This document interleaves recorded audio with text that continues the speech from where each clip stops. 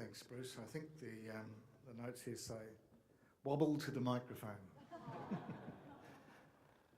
Some years ago, I was given profound advice by one of the most inspirational leaders of the civic agenda in the world, a man called Bob McNulty, President of Partners for Livable Communities in Washington, DC. Bob said, whatever you do, make yourself famous for something. Cinema is one way by which you can do that. How many movies are indelibly linked to the city in which they're set? Chicago, New York, Seattle, San Francisco, and so on. But as yet, we do not have Sleepless in Brisbane, I Left My Heart in Woolloongabba, From Paddington with Love, or An American in Pullenvale. Film events have made cities famous.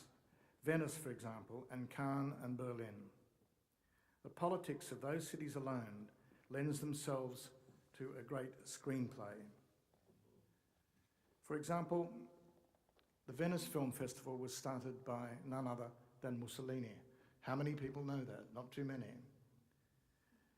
The French then thought, well, we can't let Mussolini have it all his own way. So they thought firstly we'd have a film festival in their great city of Paris, but no, they chose to send it down to the south of France, to Cannes. And it's now, without any doubt, an institution. When we contemplated the creation of APSA, we knew we had to have the strong support of the film community. We needed to have face-to-face meetings with the major producers, the writers, and the film organisations.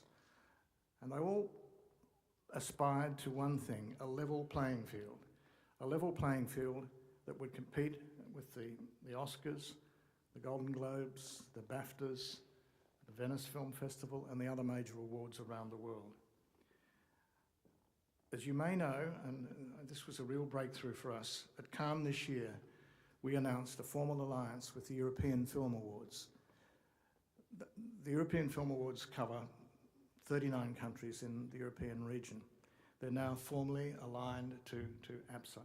That is of great significance, not just to us diplomatically in the film world, but from a practical point of view, in that our filmmakers will now have a line through to some of the finest filmmakers in the world. And I'm hoping that you will see one or two of those great European filmmakers here in November when we stage the events. I mentioned earlier that Mussolini started the Venice Film Festival.